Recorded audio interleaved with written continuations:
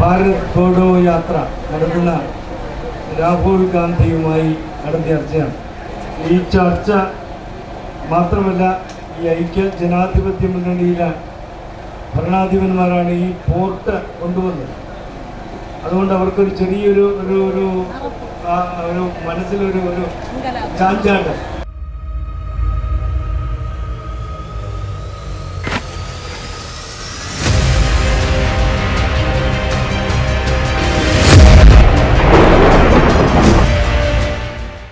ഭാരത് ജോഡോ യാത്ര നടത്തുന്ന രാഹുൽ ഗാന്ധിയുമായി നടത്തിയ ചർച്ചയാണ്.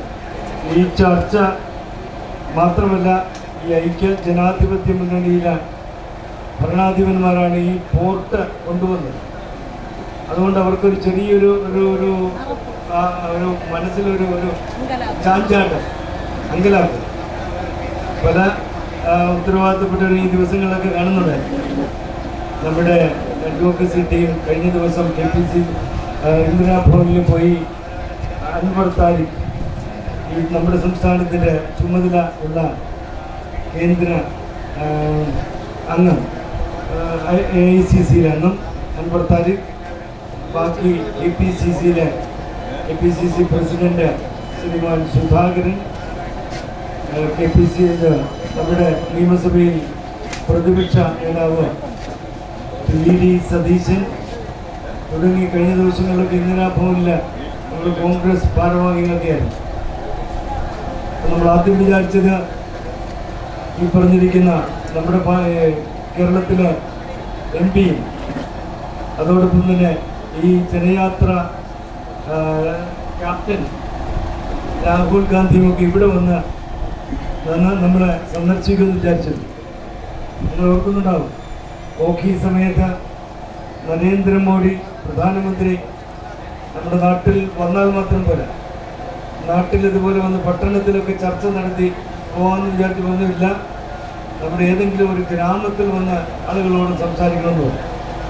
അതുകൊണ്ടാണ് എവിടെയാണ് നമ്മുടെ പ്രധാനമന്ത്രി നരേന്ദ്രമോദി വന്നത്? ഓർക്കുന്നില്ലാരും എവിടെ വന്നു? ഇതൊക്കെ മറക്കാൻ പാടില്ലാത്ത ചരിത്രമാണ്. ഈ രാജ്യത്തിന്റെ പ്രധാനമന്ത്രിയെ നമ്മൾ നാട്ടിൽ വിളിച്ചു വരുത്തി വന്ന് നമ്മളോടൊപ്പം സംസാരിച്ചു. ഇവിടെ പൂന്തുറ ഗ്രാമത്തിലെത്തി. നമ്മുടെ ഈ കേരളത്തിലുള്ള അതിരൂപതയിൽ ഏറ്റവും അധികം ആളുകൾ മരണപ്പെട്ട 2 ഗ്രാമങ്ങളാണ് വിഴിഞ്ഞവും പൂന്തുറയും. അപ്പൊ ഇതില് നിർമ്മലാ സീതാരാമൻ മന്ത്രി ഇവിടെയൊക്കെ വന്നിരുന്നു. പൂന്തുറ മാത്രമല്ല, നമ്മളിതൊന്നും മറക്കാൻ പാടില്ല. ഇതൊക്കെ നമ്മൾ സൃഷ്ടിച്ച ചരിത്രമാണ്. നിർമ്മലാ സീതാരാമൻ ഇപ്പോഴാരാണ്? രാജ്യത്തിന്റെ ധനകാര്യ മന്ത്രിയാണ്. അവര് വിഴിഞ്ഞത്തും പൂന്തുറയിലും വന്ന് നമ്മുടെ അമ്മമാരുടെയൊക്കെ മുമ്പില് കൈകൂപ്പി. നരേന്ദ്രമോദിയും വന്ന് കൈകൂപ്പി. പ്രധാനമന്ത്രി നമ്മുടെ ആളുകളുടെ അടുക്കിലേക്ക് വന്നു. രാഹുൽ ഗാന്ധിയും വരുമെന്ന് വിചാരിച്ചു. പല കാരണങ്ങൾ കൊണ്ട് അദ്ദേഹം നമ്മളുമായി ചർച്ച ചെയ്യാനായിട്ട് ഇന്നലെ രാത്രി 10:30 മണിക്കാണ് എന്നെ വിളിക്കുന്നത്. 10:30 മണിക്ക് ഈ ടെലിവിഷനിലൂടെ ഒക്കെ സ്ക്രോളിംഗ് ഉണ്ടായിരുന്നു എന്ന് നമ്മുടെ സമര പ്രതിനിധികളുമായിട്ടൊക്കെ സംസാരിക്കുന്നു. പക്ഷേ ഔദ്യോഗികമായി ഇന്നലെ രാത്രി 10:30 മണിക്കാണ് വിളിച്ചത്. അതിനുശേഷമാണ് കൃത്യമായി അദ്ദേഹത്തിന് കൊടുക്കേണ്ട പേപ്പറും ബാക്കി കാര്യങ്ങളൊക്കെ നമ്മൾ തയ്യാറാക്കിയത് ഇംഗ്ലീഷിൽ.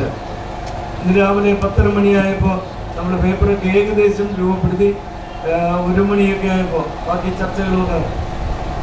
ഇന്ന് അദ്ദേഹം വളരെ വളരെ അനുഭാവപൂർവ്വം നമ്മളിവിടെ നടത്തുന്ന ഈ സമരം ന്യായത്തിന് വേണ്ടിയുള്ള സമരമാണെന്ന് അദ്ദേഹം ഉൾക്കൊള്ളുന്ന രീതിയിലാണ് സംസാരിച്ചത്. അത് വളരെ അനുഭാവപൂർവ്വമാണ്. അദ്ദേഹം ഇങ്ങനെ ഒരു വലിയ ഹാളിലല്ല, നമ്മുടെ 4-5 അച്ഛന്മാർ, monsignor Nicholas, father Michael Thomas, father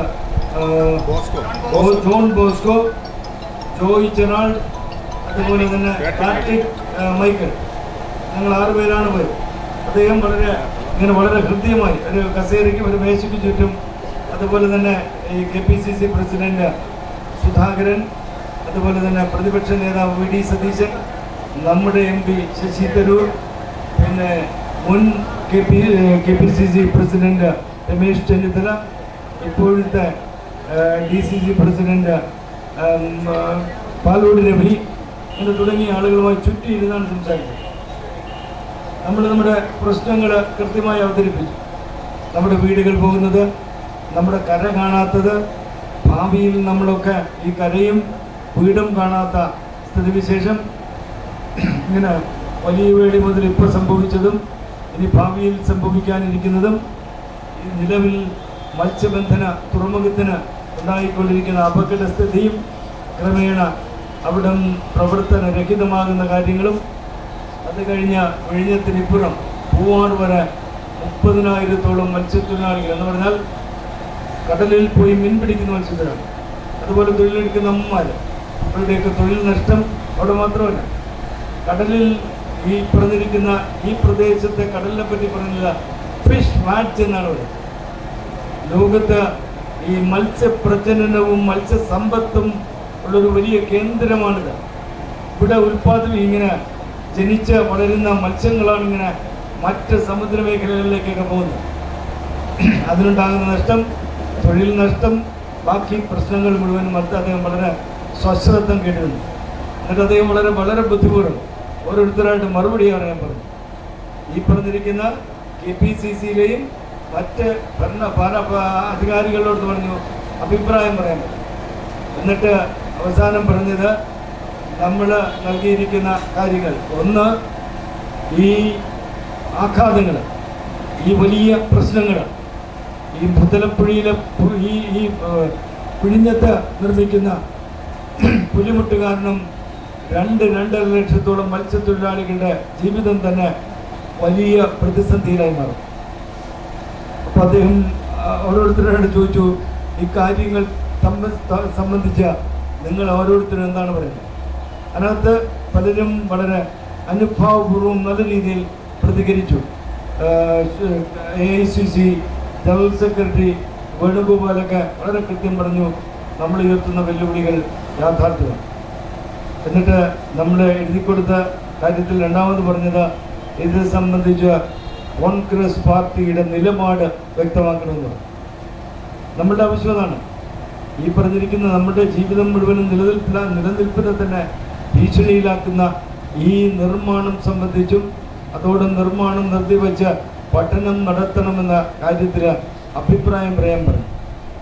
അദ്ദേഹത്തിന് ഒറ്റ നിമിഷം കൊണ്ട്, പക്ഷെ അവരൊക്കെ കൃത്യമായി കാര്യം മനസ്സിലായി. അത് കഴിഞ്ഞിരുന്നപ്പോൾ നമ്മുടെ MP-യോടും നമ്മളിൽപ്പെട്ട അച്ഛന്മാരുൾപ്പെടെ വളരെ ശക്തമായി താക്കീത് കൊടുത്തു. അദ്ദേഹം പല സന്ദർഭങ്ങളിലും, അത് പറയാതിരിക്കാൻ പറ്റത്തില്ല, അദ്ദേഹം ഡൽഹിയിലൊക്കെ ഇങ്ങനെ കറങ്ങിയെടുക്കുന്ന ആളാണ്, രാജ്യാന്തരങ്ങളിൽ കറങ്ങിയെടുക്കുന്ന ആളാണ്, ഐക്യരാഷ്ട്ര സംഘടനയിലേക്ക് ഉണ്ടായ ആളാണ്.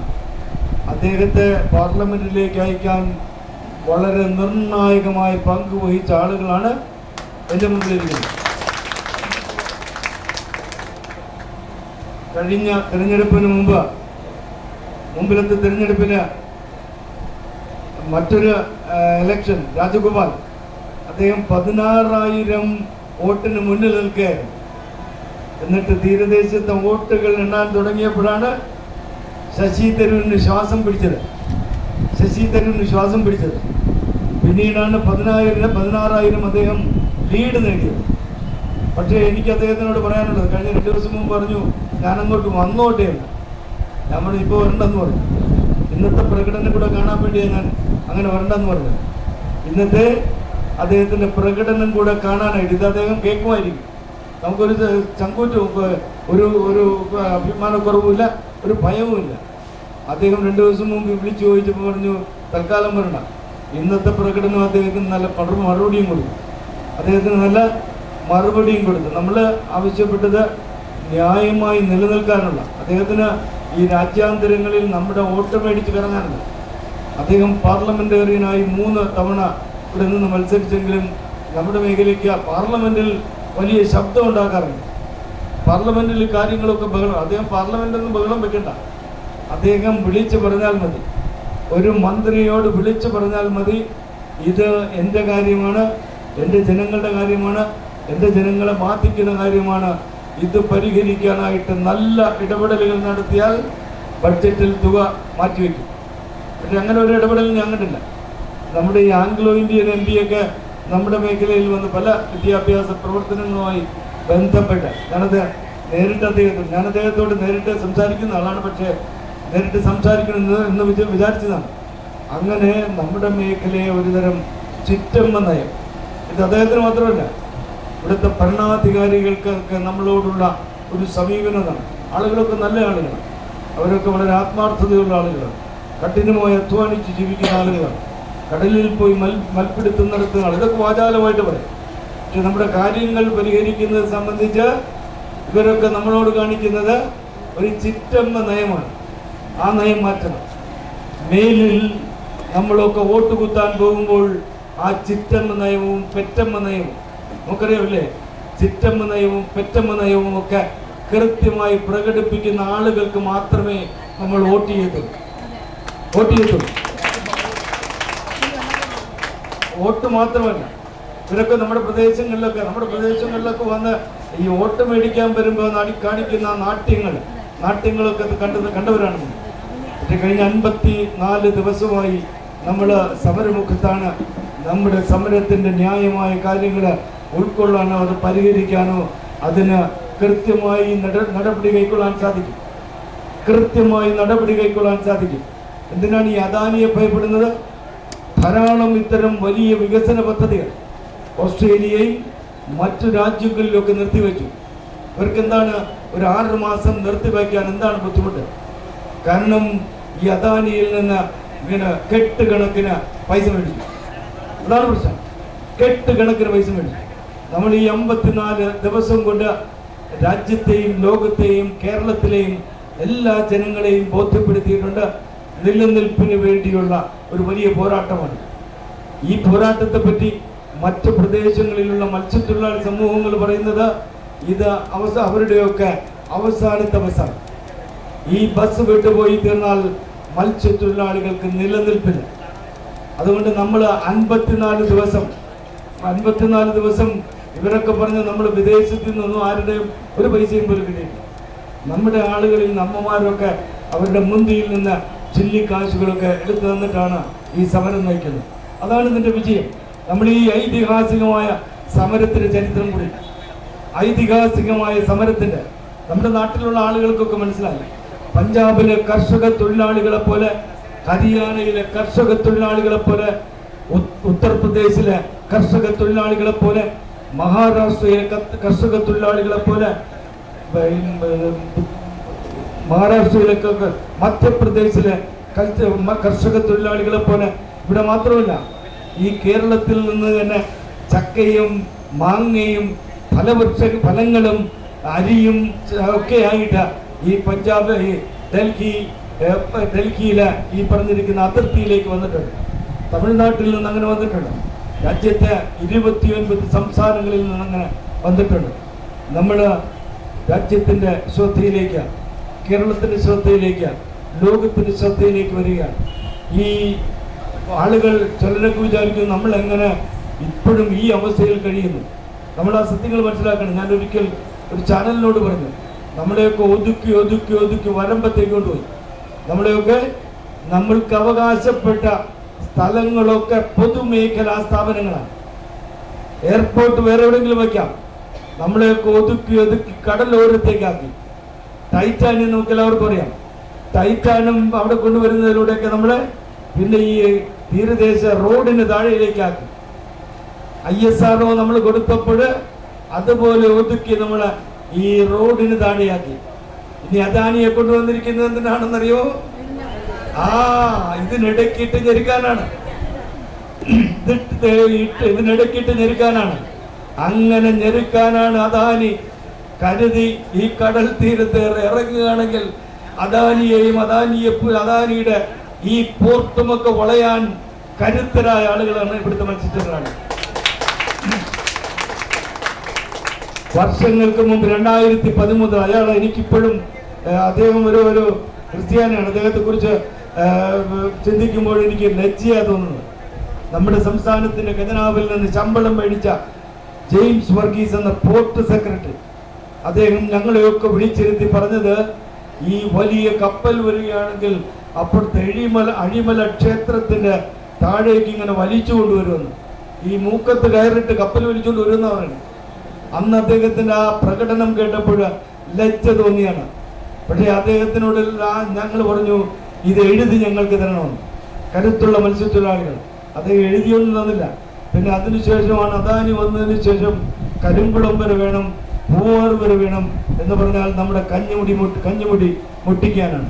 അതുകൊണ്ട് അദാനി തന്നെ എന്ത് കൃത്രിമങ്ങൾ കാണിച്ച ഈ നിർമ്മാണവുമായി മുന്നോട്ട് പോയാൽ ഒരു കപ്പലിനെ പോലും നമുക്ക് ഈ അഴിമുഖത്തേക്ക് കയറ്റാൻ സാധിക്കാത്ത വിധം ചുണക്കുട്ടന്മാരുണ്ട്. അതുകൊണ്ട് നമ്മൾ ആവശ്യപ്പെടുന്നത് നമുക്ക് ജീവിക്കാനുള്ള അവകാശം, നമുക്ക് തൊഴിൽ ചെയ്യാനുള്ള അവകാശം, നമുക്ക് വരുമാനമുണ്ടാകാൻ അവകാശം, ഈ കടലിനെ സംരക്ഷിക്കാനുള്ള അവകാശം.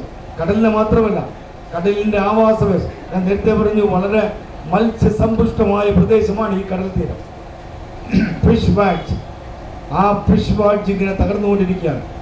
ഈ നിർമ്മാണത്തിന് വേണ്ടി കുഴിച്ചുകൊണ്ടിരിക്കുകയാണ് കടൽ. അങ്ങനെ ഓരോ ദിവസവും കടൽ കുഴിക്കുമ്പോൾ ആ ഭാഗത്തൊക്കെയുള്ള മത്സ്യത്തിൻ്റെ ആവാസ വ്യവസ്ഥകൾ, ഈ ആവാസ വ്യവസ്ഥകളെ കുറിച്ച് നിങ്ങൾക്ക് എല്ലാവർക്കും അറിയാം. പവിഴപ്പുറ്റുകൾ, കടലിൽ വളരെ മനോഹരമായ പവിഴപ്പുറ്റുകളുണ്ട്. അതുപോലെ തന്നെ കടൽ പാരുകളുണ്ട്. മത്സ്യം പ്രജനനം ചെയ്യുന്ന വളരെ മനോഹരമായ കാട് കടലിൽ കിടക്കുകയാണ്. പക്ഷെ അതൊക്കെ തകർത്തെറിഞ്ഞുകൊണ്ടിരിക്കുകയാണ്. ആ കടലിലെ പവിഴപ്പുറ്റുകൾ മാത്രമല്ല, നമ്മുടെ പശ്ചിമഘട്ടം മുഴുവനും തകർത്ത കടലിലേക്ക് എറിയാനുള്ള നിഗൂഢമായ നീക്കങ്ങളാണ്. ഈ നിഗൂഢമായ നീക്കങ്ങൾക്ക് നമ്മുടെ ഭരണകൂടം ഒത്താശ ചെയ്തു കൊടുക്കുകയാണ്. ഇവിടുത്തെ പാറക്കൂട്ടങ്ങളെയൊക്കെ തകർത്ത് തരിപ്പിടമാക്കി കടലിലേക്ക് എത്തിക്കഴിഞ്ഞിരുന്നാൽ ഇവിടെ വലിയ ജലപ്രളയവും ഇവിടെ വലിയ ചുഴലിക്കാറ്റും കൊടുങ്കാറ്റുകളും പ്രകൃതി ദുരന്തങ്ങളും ഉണ്ടായിരിക്കും. ഈ വർഷം ഐക്യരാഷ്ട്ര സംഘടന ഇൻഡിജിനസ് പീപ്പിൾ, ഈ പറഞ്ഞിരിക്കുന്ന പൂർവ പരമ്പരാഗതമായ അവകാശങ്ങളുള്ള പരമ്പരാഗത അവകാശികളുടെ വർഷമാണ്. ഈ കടല് നമ്മുടെയൊക്കെ പരമ്പരാഗത അവകാശമാണ്. ഇന്ന് ശ്രീമാൻ രാഹുൽ ഗാന്ധിക്ക് എഴുതി കൊടുത്തപ്പോൾ മറ്റൊരാവശ്യമിതാണ്. അദ്ദേഹം പാർലമെന്റിൽ ചെല്ലുമ്പോൾ പാർലമെന്റിൽ ഈ വിഷയങ്ങൾ ഉന്നയിക്കണം. അദ്ദേഹം പ്രതിനിധാനം ചെയ്യുന്ന പാർട്ടിയെ കൊണ്ട് നമ്മളോട് ഐക്യദാർഢ്യം പ്രഖ്യാപിക്കണം. പാർലമെന്റിൽ അദ്ദേഹം ഒരു പുതിയ നിയമത്തിന് നിർദ്ദേശം വയ്ക്കണം. കാടിൻ്റെ മക്കൾക്ക് എന്നതുപോലെ കടലും കടൽ തീരവും കടൽ തീരത്തിന്റെ മക്കൾ കാണുന്ന ഉറപ്പുവരുത്താൻ ആവശ്യമുണ്ട്. ഈ ന്യായമായ ആവശ്യങ്ങളുടെ മേൽ കണ്ണു തുറക്കുകയും ഭരണാധികാരികള് കണ്ണു തുറന്ന് ന്യായമായി നമ്മുടെ പ്രശ്നങ്ങൾ പരിഹരിക്കുന്നതുവരെ ഈ രംഗത്ത് നിന്ന് ഒരു ഇഞ്ച് പോലും പിന്നോട്ടില്ല എന്ന് പ്രഖ്യാപിച്ചുകൊണ്ടാണ്. കഴിഞ്ഞ ദിവസം നിങ്ങൾ ശ്രദ്ധിച്ചു കാണും, കൊല്ലത്ത് അഭിമന്യു പിതാവിന്റെ നേതൃത്വത്തിൽ നീണ്ടകര പോർട്ടിൽ സമരം നടത്തി. അതുപോലെ തന്നെ കഴിഞ്ഞ ശനിയാഴ്ചയിൽ അങ്ങ് കൊച്ചി മുതൽ ഈ ആലപ്പുഴ വരെ ഈ പറഞ്ഞിരിക്കുന്ന മനുഷ്യ ശൃംഖല സ്ഥാപിച്ചു. 14-ാം തീയതി മുതൽ മൂലംപള്ളിയിലെ ആളുകളുടെ അവസ്ഥ നിങ്ങൾക്കറിയാം. ഇതുപോലെ വല്ലാർപാടം പദ്ധതിയിൽ നിന്ന് കോടിക്കണക്കിന് രൂപയുണ്ടാകും, ചരക്ക് ഗതാഗതം ഭയങ്കരമായിരിക്കും എന്നൊക്കെ പറഞ്ഞ് ആളുകൾ വഴിയാധാരമാക്കി റോഡുകൾ നിർമ്മിച്ചു. ആ പാവപ്പെട്ട ആളുകൾ ഇതുവരെയും പുനരധിവസിപ്പിച്ചിട്ടില്ല. അതാണ് വലിയുതുറയിലും നടന്നിരിക്കുന്നത്. ഇവരൊക്കെ വിചാരിച്ച് ഈ പാവപ്പെട്ട ആളുകൾ ഇങ്ങനെ വർഷങ്ങളോളം കിടക്കുമെന്ന് വിചാരിച്ച്. അതുകൊണ്ട് നമ്മുടെ ന്യായമായ അവകാശങ്ങൾക്ക് വേണ്ടിയുള്ള പോരാട്ടത്തിന് പുതിയ മുഖം വരികയാണ്. മൂലംപള്ളിയിൽ നിന്ന് ഈ പറഞ്ഞിരിക്കുന്ന വിഴിഞ്ഞത്തേക്കുള്ള യാത്ര നമ്മുടെ തീരപ്രദേശങ്ങളിലൂടെയാണ് യാത്ര ചെയ്യുന്നത്.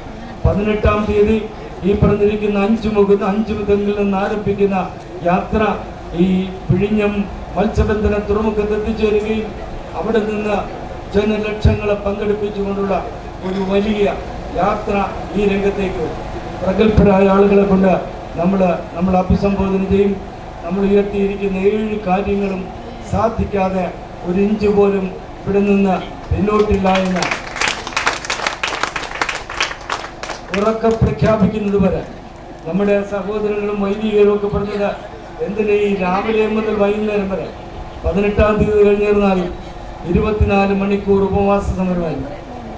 24 മണിക്കൂർ ഉപവാസ സമരമായി. സമരത്തിന് പുതിയ രൂപവും ഭാവവും ഇതിനകം ആലോചനകൾ നടത്തിക്കൊണ്ടിരിക്കുകയാണ്. കൊല്ലം, മുതലപ്പുഴി, കന്യാകുമാരി പ്രദേശങ്ങളിലുള്ള മത്സ്യത്തൊഴിലാളികളെയൊക്കെ സംഘടിപ്പിച്ച ധീരരായ മത്സ്യത്തൊഴിലാളികളെ തുനിഞ്ഞിറങ്ങിയാൽ അദാനിയെ കെട്ടുകെട്ടിക്കാൻ സാധിക്കും എന്ന് പ്രഖ്യാപിക്കുന്ന രീതിയിൽ. കാരണം ഇത് അദാനിയെ നമ്മൾ കെട്ടുകെട്ടിക്കുന്ന മാത്രമല്ല, ഈ രാജ്യം മുഴുവൻ ഇങ്ങനെ പരവതാനി വിരിച്ചു കൊടുത്തിരിക്കുകയാണ്. പരവതാനി വിരിച്ചു കൊടുക്കുകയാണ്. പാവപ്പെട്ടവനൊരു ലോൺ 5000 രൂപ എടുത്ത് അടച്ചില്ലെങ്കിൽ അവന്റെ കഴുത്തിന് പിടിക്കാൻ ഇവിടുത്തെ നീതിന്യായ വ്യവസ്ഥയും ബാങ്കുകൾ ഇറങ്ങി പുറപ്പെടും. അദ്ദേഹത്തിന് വർഷം തോറും ലക്ഷക്കണക്കിന് കോടി രൂപയാണ് ഇങ്ങനെ എഴുതി തള്ളുന്നത്. ഈ തള്ളി തള്ളി അവസാനം അയാൾ ഈ അറബിക്കടലിലേക്ക് തള്ളപ്പെടുന്ന സ്ഥിതിയിലേക്ക്, അറബിക്കടലിലേക്ക് തള്ളപ്പെടുന്ന ഒരു ചരക്ക് പോലെ തള്ളപ്പെടുന്ന സ്ഥിതിയിലേക്ക് ഈ ഭരണാധികാരികൾ എത്തിക്കാതെ അദ്ദേഹത്തിന് അന്തസ്സ് നിലനിർത്താനായി ഈ പദ്ധതി നിർത്തിവെച്ച പഠനം നടത്തി അതിൻ്റെ ആഘാതങ്ങൾ ജനങ്ങളെ ബോധ്യപ്പെടുത്തി മാത്രമേ 1 ഇഞ്ച് പോലും പോകാൻ പാടുള്ളൂ എന്നുറക്കെ പ്രഖ്യാപിച്ചുകൊണ്ട് ഇന്ന് കൊച്ചുവേളിയിൽ നിന്നും വലിയ വേളിയിൽ നിന്നും വളരെ ചങ്കൂറ്റത്തോടുകൂടി ഈ വേദിയിലേക്ക് വന്ന നിങ്ങളെല്ലാവരെയും അഭിവാദനങ്ങൾ അർപ്പിച്ചുകൊണ്ട് നിങ്ങൾക്ക് എല്ലാവിധ ഭാവുകങ്ങളും നേർന്നുകൊണ്ട് ഇന്ന് നമുക്ക് വേണ്ടി ഉപവസിക്കുന്ന എല്ലാ ഉപവാസികൾക്കും അതോടൊപ്പം അവരോട് പങ്കുചേരുന്ന എല്ലാവർക്കും അഭിവാദ്യങ്ങൾ അർപ്പിച്ചുകൊണ്ട് ഞാൻ എൻ്റെ വാക്കുകളെ ഉപസംഹരിക്കുന്നു. നന്ദി.